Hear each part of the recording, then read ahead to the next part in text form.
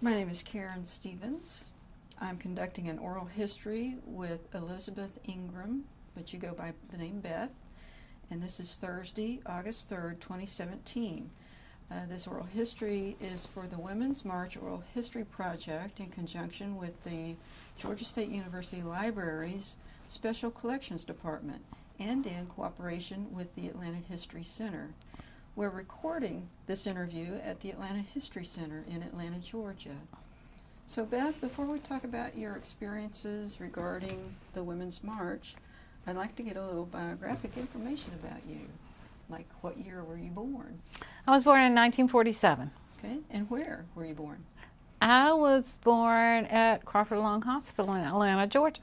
One of the few. One of the few. So have you been back in the day? You've been Atlanta, Georgia gal all these years? No, actually, I grew up. I think we were living in Rome at Berry's College at the time, Berry's schools, and then Winder, Georgia, and then Atlanta and Selma and Norfolk, Virginia, and Newport, Rhode Island, and Charleston, South Carolina. I don't know. Selma, Alabama. I don't know. Lots of places. Lots of places. Can you describe your family's political leanings? Like when you were growing Dad up? was a Yellow Dog Democrat. What is that, yellow dog? Yellow Dog Democrat means that even if an old yellow dog was running, he would have voted for him if they were a Democrat. That's what Yellow Dog Democrat is. Now, my mother never really spoke much, but I assumed she was Democrat. But she would not speak of what her vote was or anything. She thought that was private. I see. And what was your profession? I used to be a nurse. The worst profession on the planet. Is that right? Yeah. Yep. So it's turned out to be. I see. Is there a particular political party that you support? Democrat. Democrat. Have you been involved in political activities before this? Yes, I somewhat. I did. Let's see. I think it was in the 70s. A friend and I worked for Ben Jones and got him elected. Do you remember Ben Jones? No. He was one of the Dukes of Hazzard. Oh. And he ran and got nominated to be a representative. Okay. Yeah. He was a representative from, I think it was mainly Decatur area, somewhere over there. So that was in the 70s. Were there any other political activities you were involved in? I was raising children after that. I did go to the Women's March in Washington. You did. Okay. In the 80s. Oh, in the 80s. Yes, that's probably one of your questions. Yes, in the 80s. Okay. Any family members who have participated in activist movements? The only thing activist was back in the day. My dad sort of like was probably driving him crazy, but he always wrote letters to Senator Russell was from Winder, and he knew him personally, so he would write him about something. He had met Jimmy Carter, so he would write Jimmy Carter every time he thought something was not quite right. So all kinds of stuff like that. So he was fairly involved. Okay. In his own way. And so here we are, January 21st, and we're about to have this Women's March. What made you decide to march in this event? Well, friends brought it up. Like I said, I had marched in Washington when they had the big march. I think it was 88 or 89. I wanted to go really bad, and I was my church, the Unitarian Universalist women's group, sponsored me. And there was another girl they sponsored, and she drove her van, and somehow that women's group found us a place to stay. And we stayed in a sort of a communal house situation in D.C. It was in March, and it was cold. Oh. But anyway, so I marched in that, mainly because I had lost custody of my children in a custody battle. which I shouldn't have lost. He could afford the big, fat, expensive attorney, and I couldn't. So anyway, there was nothing wrong with my mothering, and but anyway, ended up feeling very strongly about women, and I joined now and all that kind of stuff. So I wanted to go to the march, and I was glad I went. And this was in the 80s. This was like 88, 89. It was an ERA type march. ERA. Kind of ERA amendment that everybody was working for. Okay. Gotcha. So what made you decide to march in this march? Well, it was mainly friends. Uh-huh. And I had marched in the other one, and I felt since it was women's march, got to be there. Yeah. So I marched in Atlanta Okay. with them. Is there a reason you chose to march in Atlanta instead of going up to Washington and marching in that one? I think it's because just getting there seemed hard and finding a place to stay. It was sort of like, I didn't find out till like 2 weeks before. If I'd been able to plan, 3 or 4 months ahead, I could have found a place or something. But yeah. Okay. But my son and his wife marched in Washington. Oh, They were I see. living in Baltimore at the I time. see. So, what was the number one issue that you were most that was the most important to you about Well, march? as far as women, it was the similar thing. I feel like the women have not been given all the rights they deserve. We deserve to have a big say about our bodies and what we do with it. We don't need a bunch of senators and congressmen telling us what to do with our bodies. Pay. I know that when I was working as a nurse, there was a male nurse that was hired after me, long after me. I'd already been there like 20 years. And he was actually making more than me, no more education or anything. He was making more money than me after 20 years, and he was a brand new employee. So that kind of thing, just sort of like, what? And there was Trump. Mm-hmm. That was a biggie. Mm-hmm.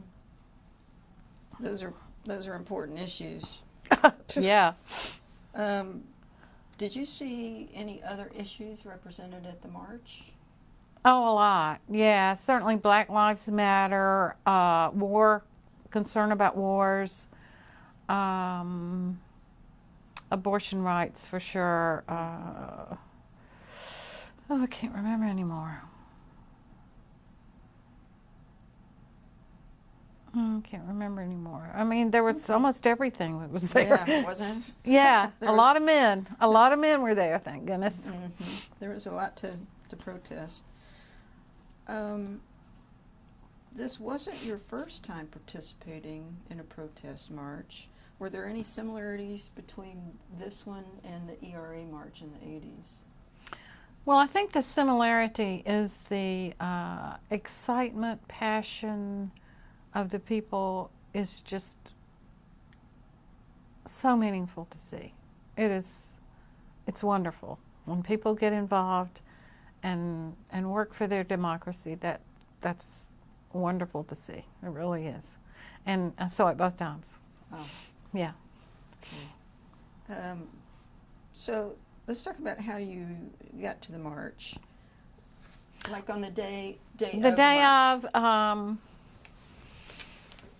I can't remember if somebody rode with me, but anyway, we met at a restaurant near the Brookhaven MARTA station, and luckily, I'll just say this real quick, but luckily the September before the march, I had been to Ireland and had bought great rain gear, and I was glad I had it because, oh my God, I mean, rarely do you see rain like that. Maybe on the coast of Ireland I saw rain like that, but it was, anyway, so we met at this little restaurant and had a little breakfast, not much, and got on the Brookhaven MARTA and took pictures of each other with our signs and rode the train with all those people. It was just so exciting, and talking to them and, everybody was just gung-ho. It was wonderful. So we got to the MARTA station, I think it was Civic Center, and got off the train, and Rain. oh my God. So we stood there for a little bit, and finally, I said, y'all, we just got to go. We just got to go walk right through it. So we did. And I was glad we did, but we kind of got to the venue, and then the rain stopped. So anyway, off and on, little rain. Did you know it was going to rain? I mean, the weather report say it was gonna Yeah, rain. I did. That's why I wore all that stuff, and everybody else did. Yeah. Yeah. So you were going rain or shine? Oh yeah, definitely. Okay. Were your friends and family supportive of you going to the march? Yeah, and my brother and sister are not real. They're kind of like, they'll talk about it, but they won't really do anything. So I was kind of like, Mm-hmm. My son Mm-hmm. and his wife, very involved. Very supportive. Oh yeah, they were going. They actually took one of the a lot of the pins that I got from the first march in Washington that I went to in the 80s. A lot of the pins and stuff I got. His wife actually took one of the pins and blew it up, making a poster out of it. Oh, nice. Yeah. And I can't remember which one it was. But anyway. Okay, so could you describe the group that you traveled with? These were my best buddies that I've known for probably 36 years. I worked with them, finagled with them, did wild and crazy things with them back in the 70s, but they've been my friends forever. We always get together and celebrate birthdays and all kinds of stuff, yeah. So these were your best buddies. Yeah. So once you get there, and what did you first see when you got off the train, off the MARTA? Well, there were a lot of us from the train that just waited because it was pouring so hard. I mean, just, I think it was Cortlandt Street or whatever it was a river. Oh my. And so a lot of us just sort of waited for a little while, and it slacked just a little bit, and we just decided to go. And So what was the first thing you saw? well, I saw the green with people milling around, and heard somebody speaking. We couldn't see anything, and we tried to get where we could see something, and we realized that we we're never going to be able to see anything. So we just kind of got down there on the street where we're going to march, and waited around. Lots of people, lots and lots and lots of people. Were you anticipating the size of the crowd? I was hopeful. Yes. What was the feeling when you realized the crowd was pretty big? Well, I'll tell you this one thing.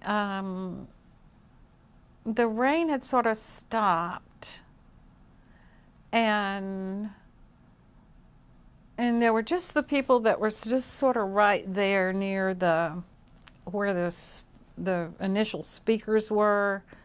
That was, what was that place where we met? Centennial, was it Centennial Park? The Um, Human Rights Center? Yeah, it was a Human Rights Center. Yeah, so we could kind of hear some noise, people speaking or something. But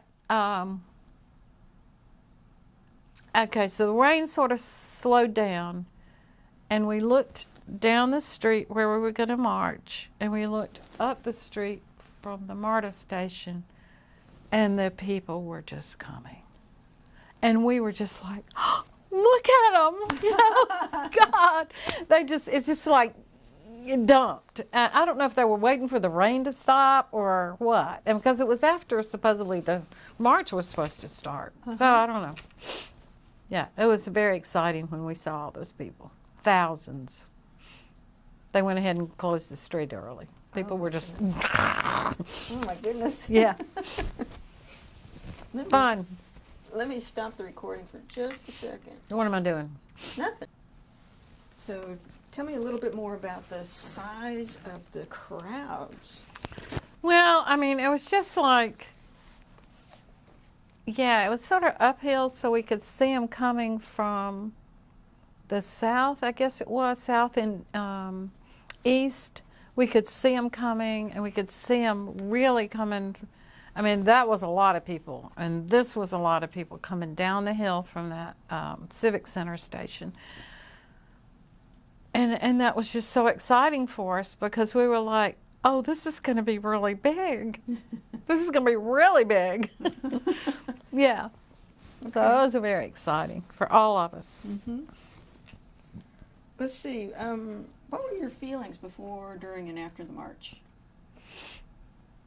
Well, before, I think before it was, I was pushing Laura to come because she was worried about the rain and she was worried about walking that far and all that kind of stuff. She's got a little heart thing. So I spent a lot of time encouraging her and pushing her. And obviously she was very proud she did it because she came today. Okay. So anyway, there was that going on and just kind of coordinating where we were going to meet and how that was going to work, okay? Mm-hmm. I kind of had some concept of what it was going to be like. And one of my friends also did because she had done a lot of marching and in political involvement and stuff like that. During the march, it was so much fun with all those people. Oh, it was just great hearing their stories, talking to them, everybody smiling, the great signs. One of the signs said, "Free Melania."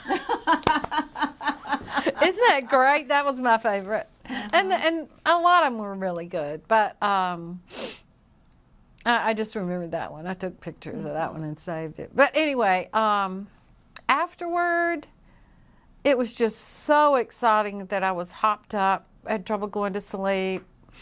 We did stop back by the same kind of area on the way back from Brookhaven and eat in that area, and then went home. But I think everybody was really glad they did it. Yeah. Exciting. So you know, some people that have never done it, you kind of got to push them. I see. Which is too bad. But I think once they've done it, they're like, I did that. That was really great. Yeah. So describe the atmosphere of the rally. You said people were smiling and... Yeah, it was just a very friendly, wonderful group. Men, women, black, white, Latino.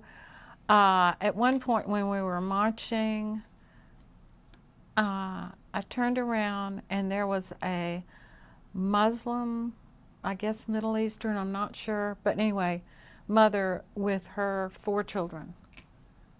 And I was like, oh, yes, this is great. We got them all. There you go. Mm-hmm. And you talked about that one sign. Were you carrying signs? I didn't carry any signs. I wore my ribbon from the previous march and all my buttons from the 1980s march. And people ask me about them. Where'd you get that? What is that? And, you know, so I tell them about the march and all. Mm-hmm. What were did you hear chants along the way? People chanting? Yeah, there were a lot of chants. I'm not real familiar with them. I mean, of course, the rain was very noisy, and trying to talk to my friends. We had a little trouble staying together because Laura walks slower, so we kind of rotated, you know, picking her up and trying to stay together and all that kind of stuff. But I was trying to save my voice. I didn't want to go absolutely hoarse. But yeah, we definitely helped with some chants. But you helped out with some of the chants? Yeah. To the point where you almost got hoarse? Yeah, I just didn't want to get too hoarse. Did you get to hear any of the speakers along the way or towards Not really. When we got to the Capitol, again, we couldn't see anybody or see anything or get close enough. And we're old. My group was the old bunch. So we were tired. We didn't stay around for a lot of speeches. I think I heard John Lewis. You know, I know his voice. Wonderful man. I heard his voice and some things, but, you know, we really couldn't make out what the words were. I just know his voice. So. Yeah. Did you see law enforcement, police?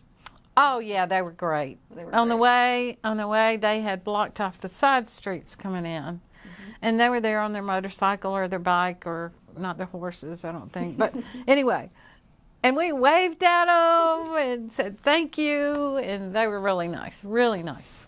Yeah. Okay. And what about protesters who were protesting? No, the I march? didn't see any of those, Oh, okay. and I'm glad I didn't. Okay. Didn't want to have to mess with that one. What do you think about the coverage by the media of the march? Well, I was a little bit disappointed about it when I got home, because while I was marching, my sister was texting me about how much coverage there was. We didn't know at the time. We thought it was Washington, Atlanta, Denver, but, Right. San Francisco, of course. And she texted me that it's all over the world. And I got chills. I got chills right now. I think that was awesome, everywhere. So, we all just got chills, and we're very excited then that it was everywhere, And I was glad she let me know that. But apparently there was more coverage while it was going on. By the time I got home that evening, it was kind of like, here's a picture of San Francisco and here's a picture of Denver, or whatever, So I didn't get to watch it that much. Okay. But I was glad they said that it was worldwide. So you said that y'all got separated a little bit. Yeah, it was a little hard sometimes to stay together. How did you stay together? Just latch on to each other? We on the street, we kind of stayed over here, so that if we lost somebody, we'd eventually catch up with them or find them or something, or wait for them. A lot of that, and of course you can use your phone. Okay. So overall, describe the moments that really stand out for you. Well, there were, on the way there, on the train, there were two little girls, young girls, in the seat in front of me. They didn't look like they matched, like one was of one, I don't know what, hippie, one was kind of straight-laced, I don't know what. But anyway, apparently they knew each other or were on the same dorm hall or something like that. And we got to talking, and they asked me about my banner, and I talked to them about that march and all that.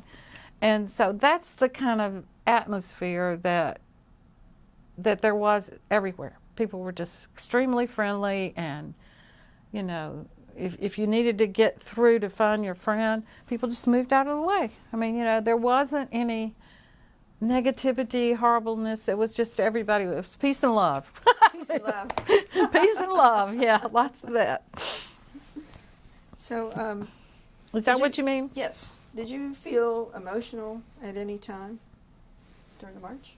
When my sister told me that it was all over the world. Yeah, you said it gave you chills. It gave me chills, yeah, and probably got tears in my eyes. But that's really about it. Okay. Yeah. Can you talk about the trip home, the mood, the mood or the activities of the people you were with? Well, I know I actually felt really good and energized and passionate about it and ready to do more and all that kind of stuff. So, and I was tired, but, like I said, I'm old. But, we did do more. We have done a lot more since then. Yeah. Because we all ended up working for John Oliver. So The Ossoff, John Ossoff. Oh, John Oliver. Yeah, he's a comedian. Yeah, we worked for him too.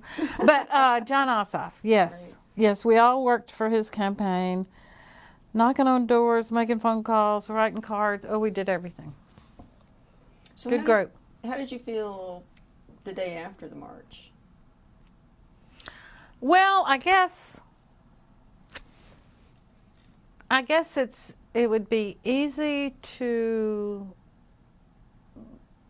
be more enthusiastic the day after if there were more people that maybe didn't march I could talk to. I did talk to my sister some. I think she was fairly proud of me, and she stayed in contact with me on the march. But there weren't a lot of people right there except that one little group that actually went with me. So I live alone, so there's, we're all kind of exhausted. Yeah. It's understandable. Yeah, I mean, just the adrenaline that, it's more than we're used to. So, how have you been feeling since the march about,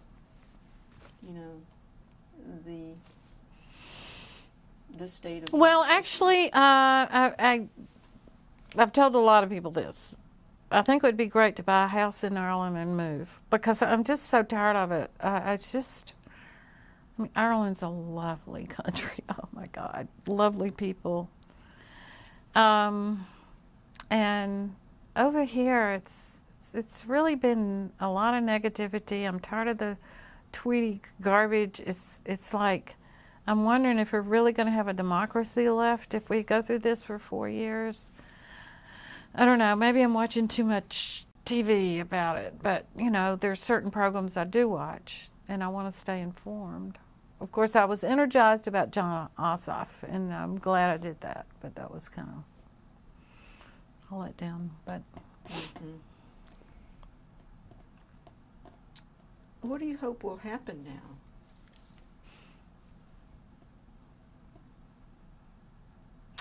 Well, I'm not sure there is any hope for the things that I hope for. What do you hope for? Well, like abortion rights, equal pay for women, equal rights for women. I'm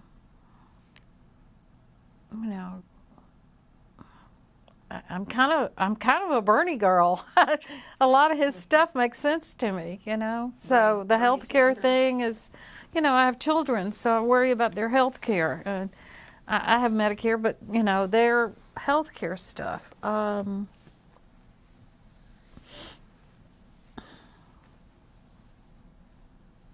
I don't know. I think it's going to be hard. We've only 6 months into this Republican nightmare, and it's getting more nightmarish. So what do you hope will happen? I hope in 4 years we'll have at least Republicans and Democrats, and maybe they'll learn to work together or something, because this is not working. What scares you the most? A war.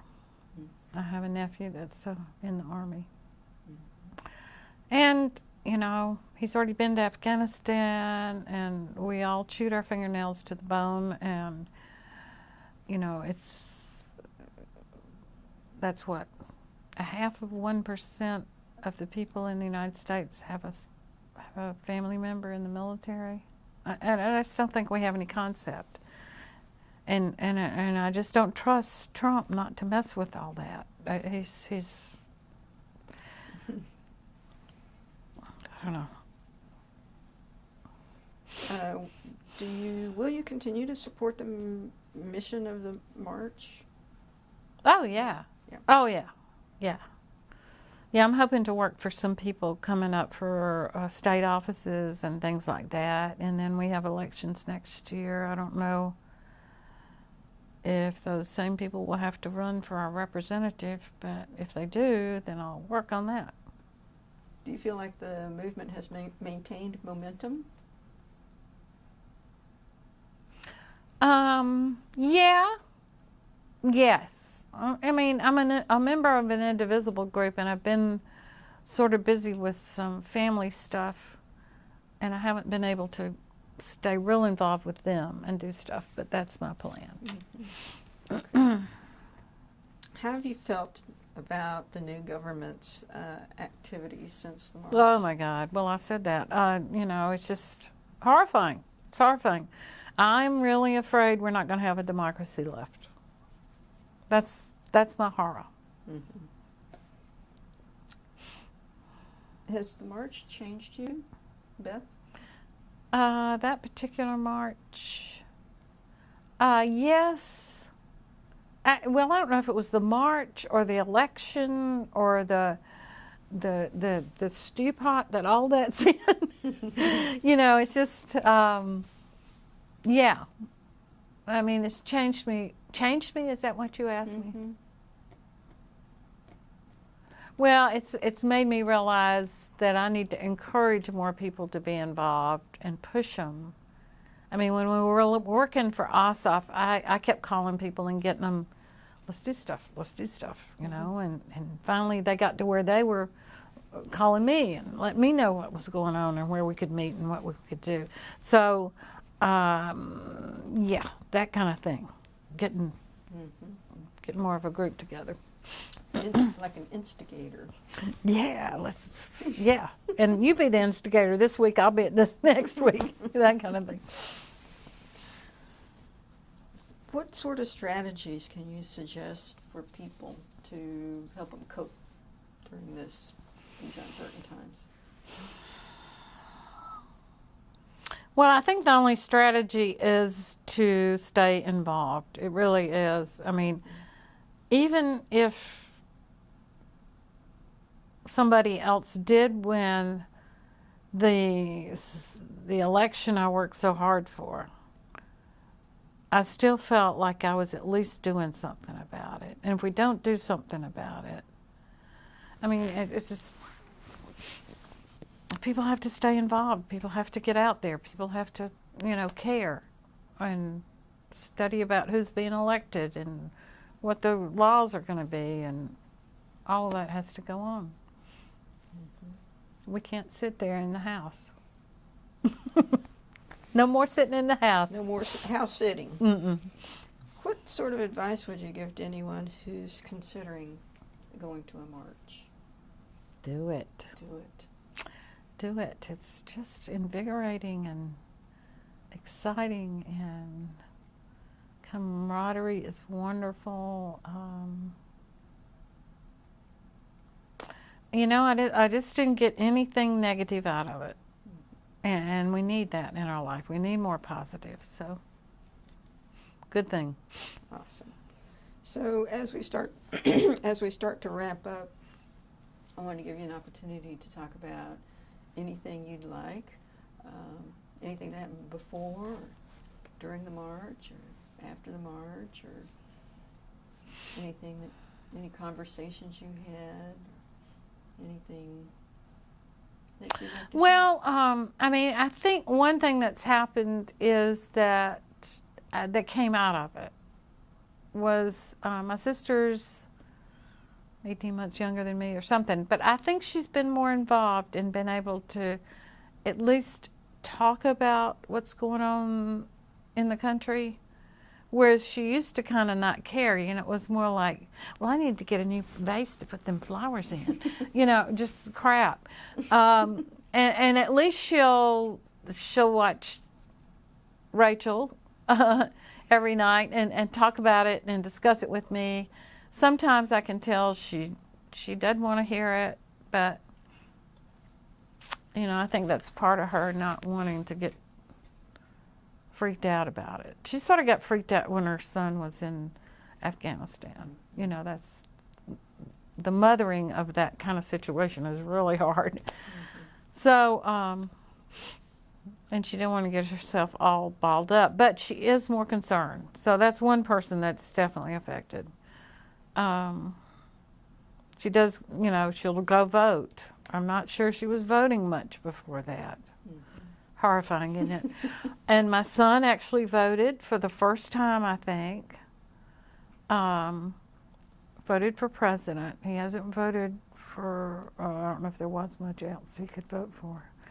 That was my oldest son. My youngest son is very involved, so that's good. He encourages me and I encourage him. So I guess that's it. Mm-hmm. It sounds like, as you said, as we encourage each other. That's what it's all about. It will be better. It's kind of poking. Going to be poking at you. Yeah. Mm-hmm. Okay, we got to go. Mm-hmm. Well, Beth, it's been a delight Yeah, talking thank with you you. and hearing your stories. And I Thank really you for appreciate doing you. this. Appreciate you doing this. Yeah, it's been nice. Thank you. Thank you.